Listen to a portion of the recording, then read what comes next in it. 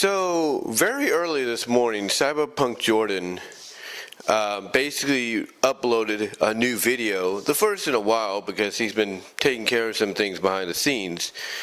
But the new video he talked about, or he wanted to focus on, was on what he considered the weird and wacky world of Mobius 30 years later.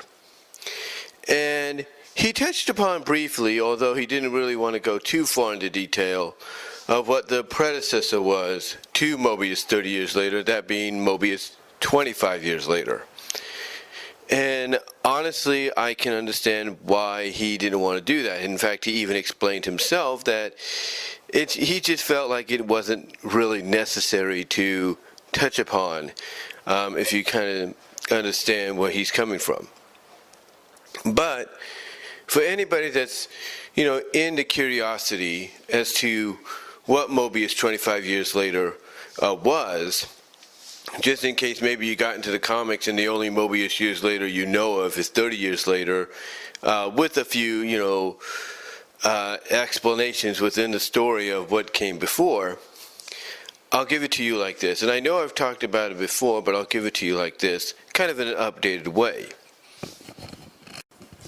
You see, back when Ken Penders was basically the head writer of the book, he decided to come up with a story that at first, when you kind of hear what he has to say, and the way he brings it up when you ask him about it, whether it's in an interview or a Q&A or whatever, or a meetup at a convention, Ken Penders will usually kind of tell you, or at least give off the vibes, that the Mobius years later, the 25 years later that he had created, was meant to be the actual future. Now, CJ, Cyberpunk Jordan, actually talked about this a little bit. He actually alluded to the fact that this may or may not be the actual future. And this, of course, alluding to 30 years later. And he brings this up because one of Ken's earlier stories that kind of dealt with the possible future was the closing moments of one of the first, if not the first, Sonic 48-page special, In Your Face, where it depicted the freedom fighters in a now Robotnik-free world. Basically regaining the kingdom, the father free from the zone of silence, the void, if you will, stuff like that. Sally and Sonic married, you get the idea. So, obviously, seeing that there was some interest, because believe it or not, there was a lot of fan interest in wondering, okay, what was this about? Can we see more of it, possibly? Ken Penders decided to take it upon himself to create Mobius 25 years later. But the other reason he also did it is because he wanted to use it as a backdrop, kind of like a, in-story pilot for a new series. That new series, of course, is what he's currently working on to this day, the Lawless 2 Chronicles. And, some may argue that, that's a good move by anybody to try to introduce a new concept for a series within the confinements, within the house of an established series, and see how the new characters, the new environment, the new story get over. Some would say that's a good idea to go with.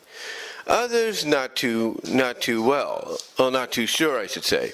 Others may feel like, you shouldn't be using somebody else's established property or series or franchise to try to get over something new when they're already truly long invested and so deeply invested into something that's already there that you're using to create, said pilot or said storyline.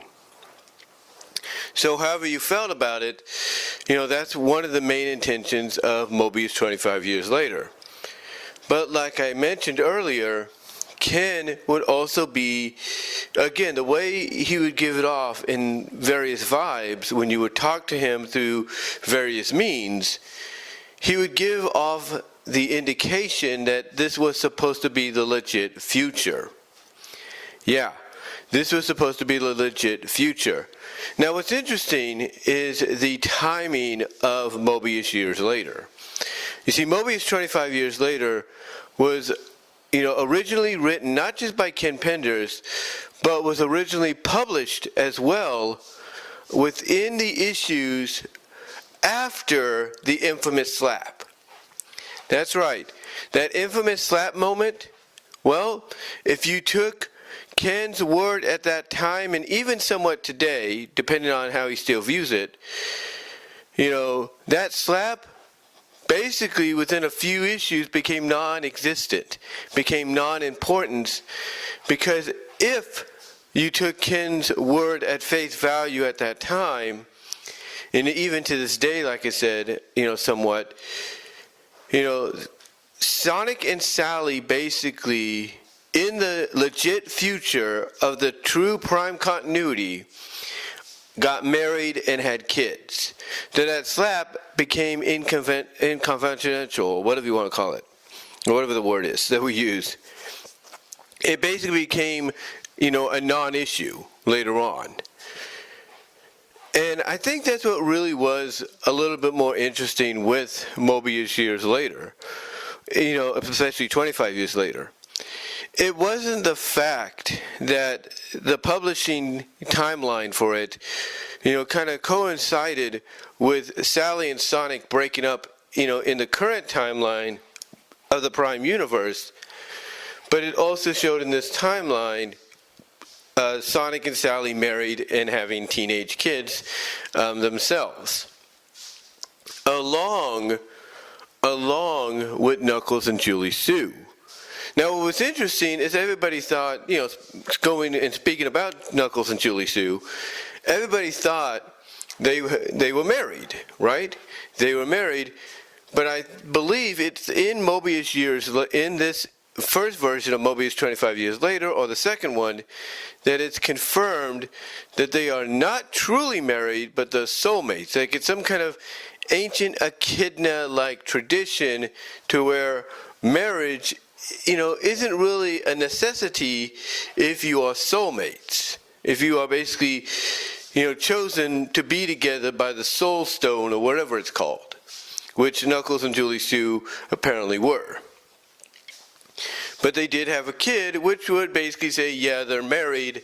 It's just they have their own unique way of getting around that. From what Penders, I should say, put into the lore of Knuckles when he was working on that. So yeah, Knuckles and Julie Sue, had a kid, and Lala Sue, of course, the one that, was going to be Ken Penders' main focus and priority when it came to these stories. But the other decisions that were made as well kind of threw fans for a loop. Even Cyberpunk Jordan brought this up in his review, or not his review, but his overview, I should say, his video that he put up real early this morning. And that is the fact that one of the strangest decisions made that makes the Mobius years later story arc so unique and out there and abstract is the fact that you had Miles Prower, Tails, marry Mina Mongoose, however you pronounce her name, and thus they ended up having kids in Sky Prower, which is basically a younger version of Tails, and Melody Prower, which is basically a younger version of Mina. And this is what really set a lot of folks off a little bit. Like, wait a minute, how did this happen, right? And I did a video not that long ago where I talked about, the possible reasons this happened. Like, why it happened under, a certain way with Ken Penders, and basically my video was diving into the continuity possibilities of how this occurred. Like, under the penmanship of both writers, how it would be different. Like with Ian Flynn, Ash would sacrifice himself and die, but ask Mina to promise him she'll find somebody to take care of her, And then under Ken Penders' penmanship, I basically said that Ash would be nothing more than a traitor that basically would be revealed to be working for Eggman Robotnik, and Tails would be the one to basically call him out, and that would lead to him and Mina eventually down the line getting together. I basically talked about how different things might be, again, depending on who would have wrote certain scenarios had they still had the pen in their hand, for the Archie book. I'll link the video at the end here so you guys can check it out yourself. But the point is, getting back to Tails and Mina, it really threw a lot of folks for a loop. Like, they could not believe, that Tails had gotten together with the mongoose that had a thing for his best friend, his big bro, Sonic. Nobody could believe it. Nobody could believe it. But the one thing that was really, I would assume, a bit of a negative as well, even though the concept was very popular with a lot of fans, including myself. The concept was very popular with a lot of fans, including myself. The negativity towards it was how it was paced, and how it was more of a story of talking and discussions and not that much action, at least towards the end.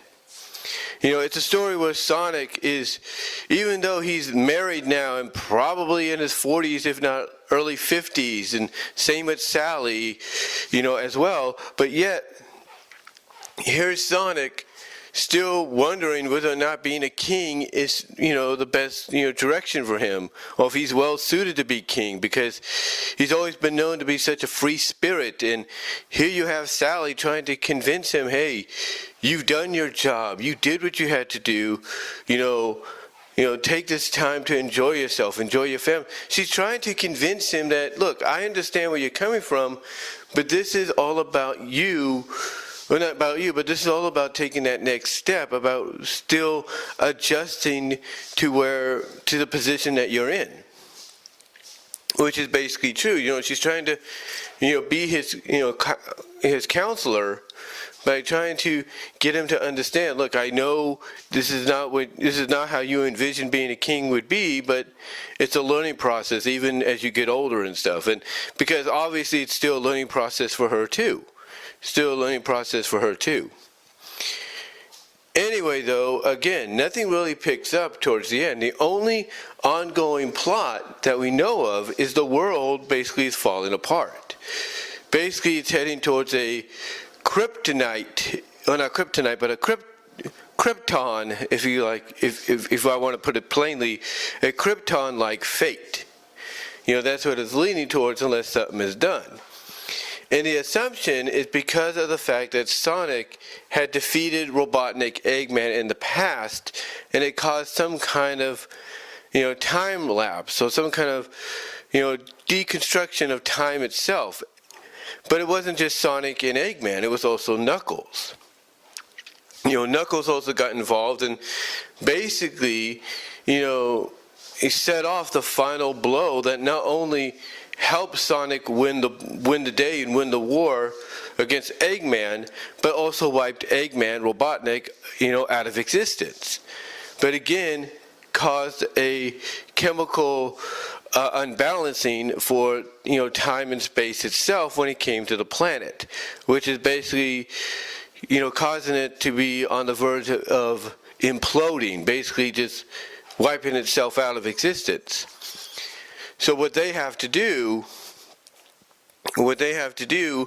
is find a way to probably send Sonic or somebody back in time to fix this. Basically, send them back in time to the point where this occurrence is going to happen, I should say, and prevent it from happening, so that the future they come back to will still be the same, but not on the verge of basically destruction.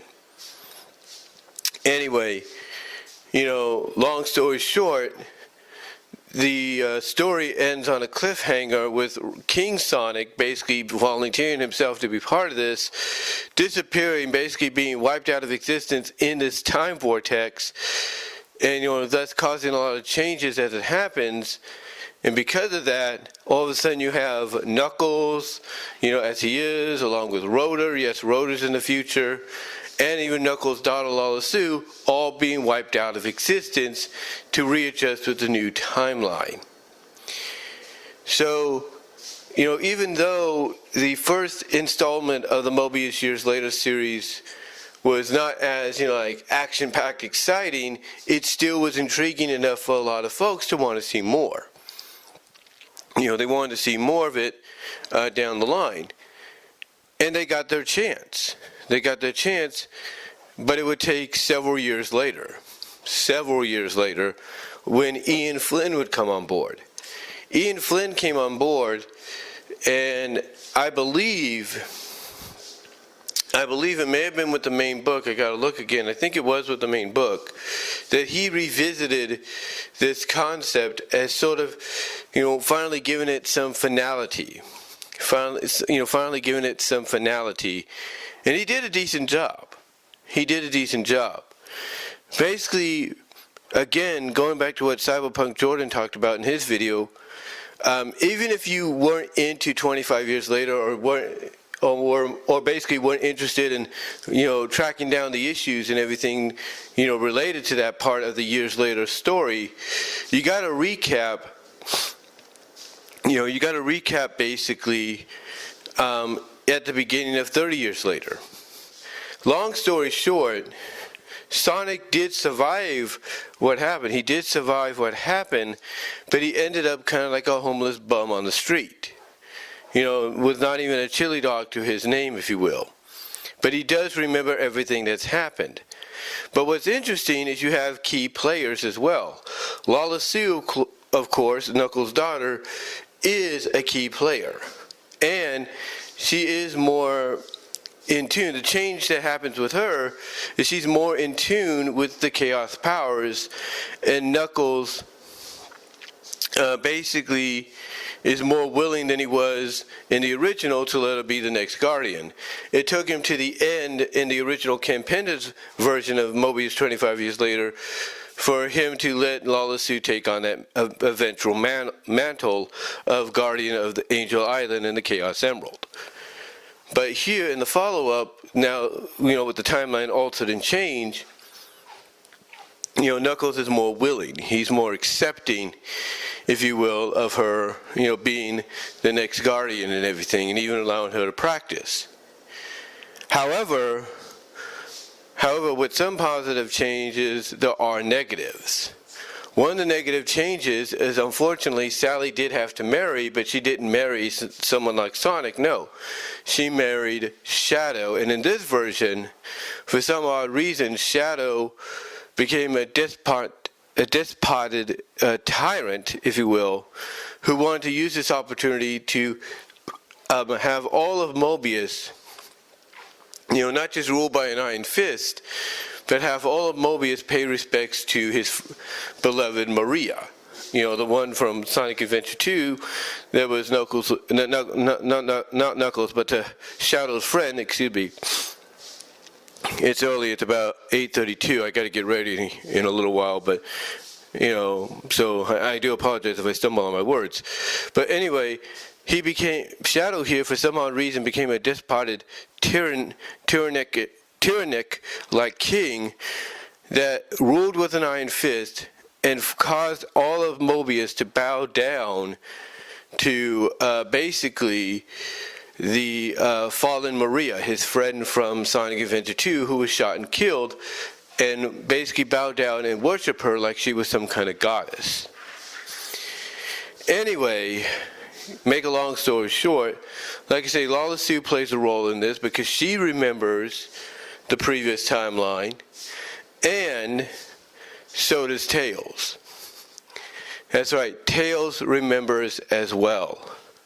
Tails remembers as well. In fact, Tails plays a role looking for Sonic and also looking for Lala Sue, and basically, she does, like I say, remember, memories from another timeline, friends and faces that are now lost or changed, and Tails remembers as well. In fact, Tails explains in this version that he had created a device that protected him and his family from this possibility. Like basically what Tails alluded to here is he knew something was going to happen, so to protect his family, he created a device that would shield them from any kind of possible time change in the timeline. In other words, basically protect them from being wiped out of existence. So to get to the point, they reunite with Sonic. They go to confront King Shadow. Knuckles reveals that even though he's a top lieutenant for Shadow, he's actually on the side of Lawless Sue and Tails and everything, because even he remembers what happened in the previous timeline, and even he basically doesn't like how Shadow's ruling things. But what's interesting is when they go to confront Shadow and basically acknowledge the history that they know of, Shadow also acknowledges it as well. He acknowledges it as well. Sally acknowledges it. So basically, in this sequel, this first installment of Mobius Years Later under Ian Flynn's penmanship, you have Tails, you have Shadow, you have Knuckles, you have Lawless Sue, you have Sonic, of course, Sally, and Linda. That's right, Linda, the former commissioner of the Dark Egg Legion, or Dark Legion at that time, basically being acknowledgeable of the previous events of the previous timeline, the original timeline. So you have all of them pretty much, knowing and acknowledging that, yeah, we knew about this other world, this other timeline, but hey, we like this one better, or yeah, we got to change this one to make it better. And that's basically what you have here. Now, of course, Sonic is, no match for Shadow, because, Shadow's immortal, basically can't age, Sonic can. So Sonic basically is no match for him, except in comes Lawless Sue, who uses the powers of Chaos Control to basically freeze in time Shadow, and basically freeze him enough to where he's put into like what's the word I'm looking for? A cryogenic like tube or prison underneath the castle, so it's not a problem anymore. So yeah, basically, Lawless Sue's the one that defeats Shadow, because of course she's younger and she's been practicing the powers of chaos, and being younger puts her on equal footing, if not a little bit more powerful than Shadow to an extent. Not much, but to an extent, very little extent. Now, of course, Sonic and Sally do reunite after that. It's almost like, Sally's waited for this and everything, and, the rest is history. Thus, leading us into Mobius 30 years later, which Cyberpunk Jordan talked about in his video. And yeah, Mobius 30 years later also was a bit of a silver story arc, because basically it tied in with the whole silver storyline in the comics that was adapted loosely from the games, where he's looking for the traitor. He's looking for the person that, betrayed, the freedom fighters, in the past, that caused his future to go downhill. Now, one thing Cyberpunk Jordan did bring up, which I was kind of hoping he would, is the fact that Silver, does allude to the fact, or does kind of talk about the fact that Sally basically being a possible traitor, or being the traitor in the past that caused the freedom fighters to fall apart, caused his world to go into disarray.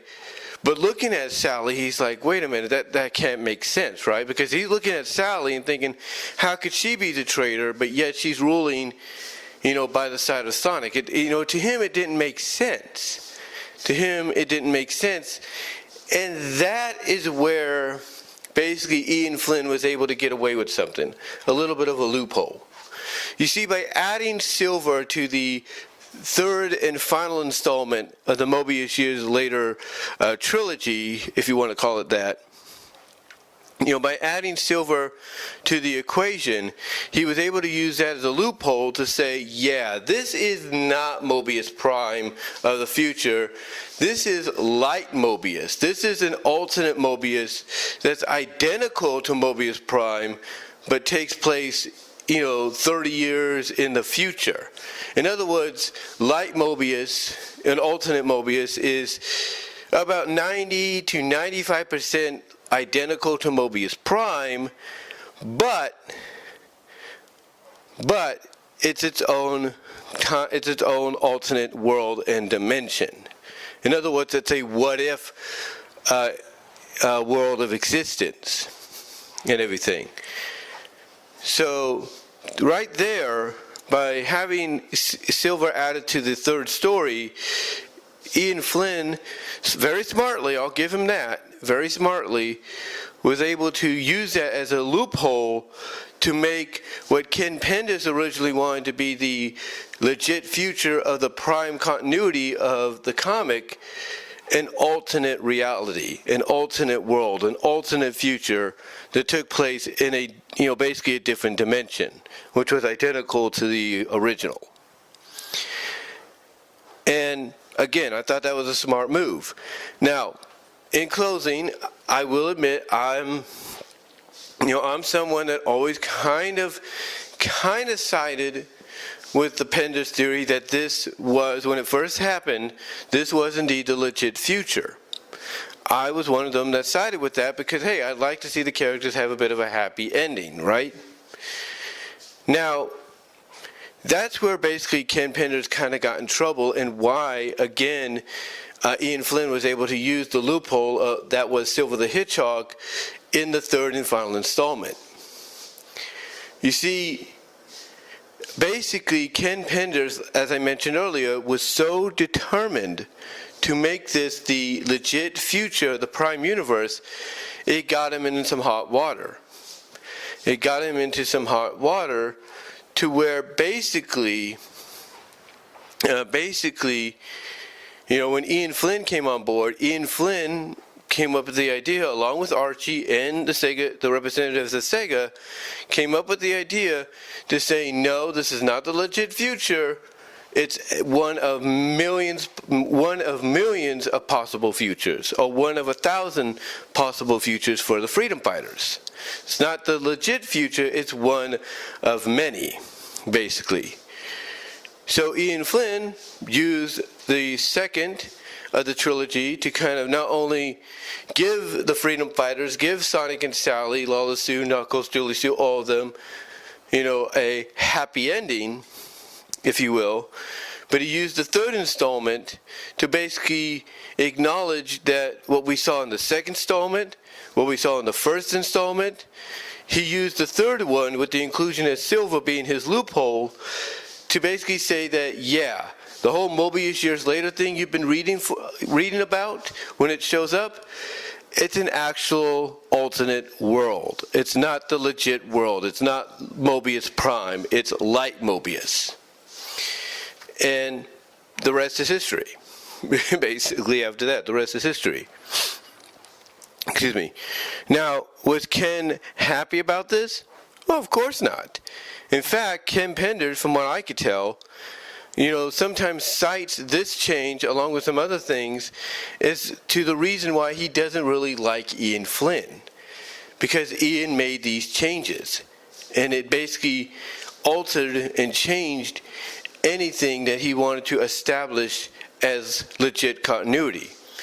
Now, the one thing that I will give Ken Penders is, at least at the end of his initial run with Mobius Years Later, he did throw in this little panel,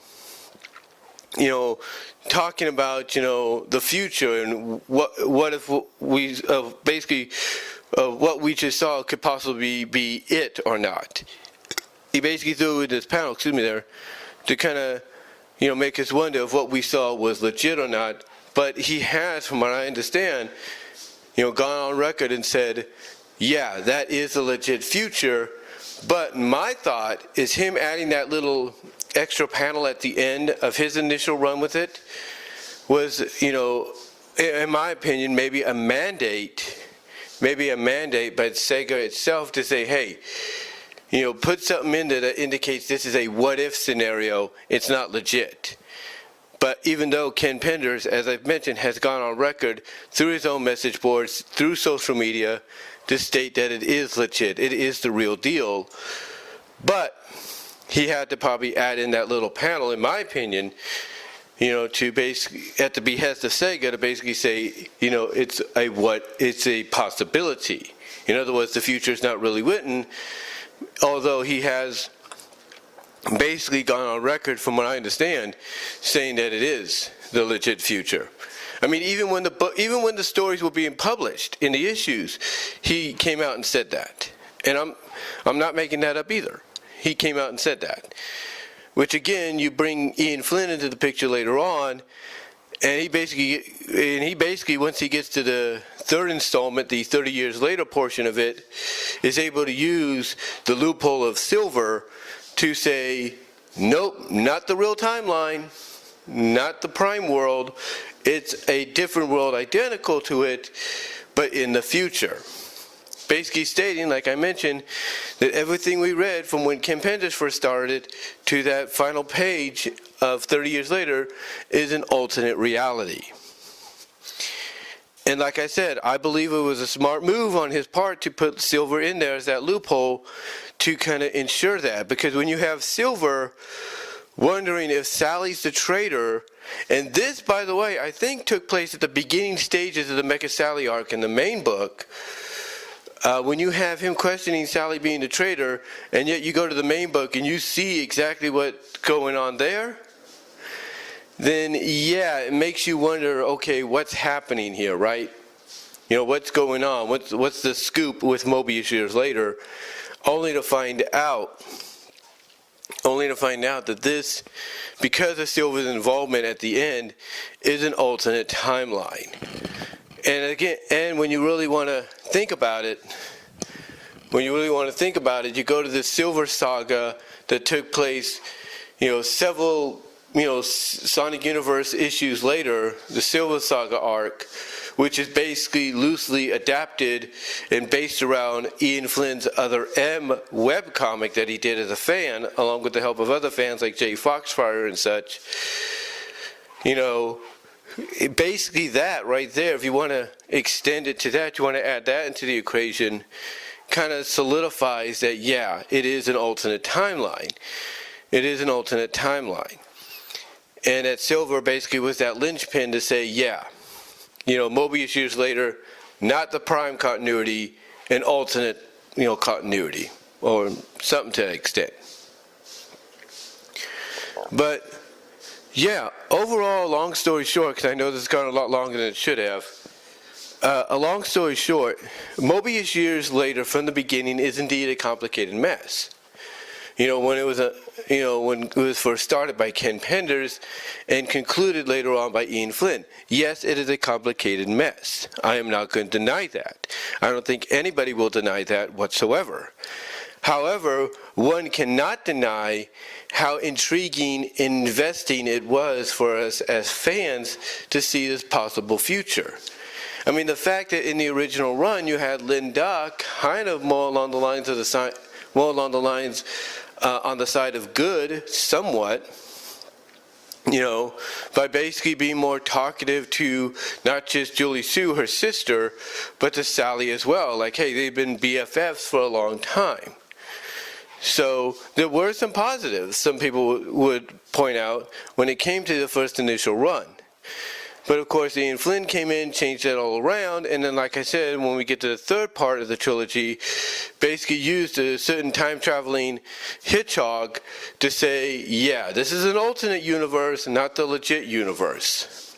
So, overall, like I said, it was at first and throughout its run kind of complicated, there's no doubt, but you can't admit, even from its humble beginnings, it wasn't intriguing. Because it basically gave us an idea and showed us the possibility that these characters could have a happy ending when it's all said and done. They could. But we never really saw that. Because, of course, the comic would be canceled. Now you can only wonder about it through fan projects like Archie Sonic Online, fanfiction.net, places like that. But, again, there's no doubt that if you were to do a whole video, which basically this feels like it is, audio or on camera, that there's no doubt it is a very convoluted, I guess you could say, history when it comes to the story, because again, it's started by a man that is basically not so beloved anymore by the Sonic community, and it's concluded by someone that came from the Sonic community, that yes, he has made some mistakes and made some decisions that everybody agrees upon, but understands how the fans feel. And wanted to see some kind of conclusion, even if you're using a certain time-traveling hedgehog named Silver to basically, in the trilogy, acknowledge that the whole thing that you've been reading from the days of Ken Penders writing it to now was an alternate timeline, not the prime world like Ken originally alluded to. But that's really all I could say on it, guys. Let me know what your thoughts are down below. Comment if you like. Live chat during the premiere. Like the video. Hit the subscribe and bell buttons for notifications as to new content coming to the channel and stuff. Also, support me at Venmo at Brian-Walmer-2. Cash App at BWRoses98. Both you'll find in the description box. Also, ladies and gentlemen, support me at patreon.com/BWRoses, a $1, $3 tier. I am considering a $3 Q&A tier, so, well, not $3, but $5, I should say, Q&A tier. So be on the lookout for that. Nothing confirmed or solidified yet, but I am working on it still. Also check me out at VENMO at BWRoses for content you can't get here on YouTube. Also check me out at BWRoses Discussions or your audio podcast locations, except for Pandora. We are up to 427 podcasts as of this recording, and this possibly could be the 428th one when it's all said and done. Also check me out at deviantart.com/BVW1979. And at my Teespring store for merchandise you can't get anywhere else, especially if you're a Rally for Sally fan, you can find some stuff there. But until next time, guys, I will talk to y'all later. Peace out. God bless.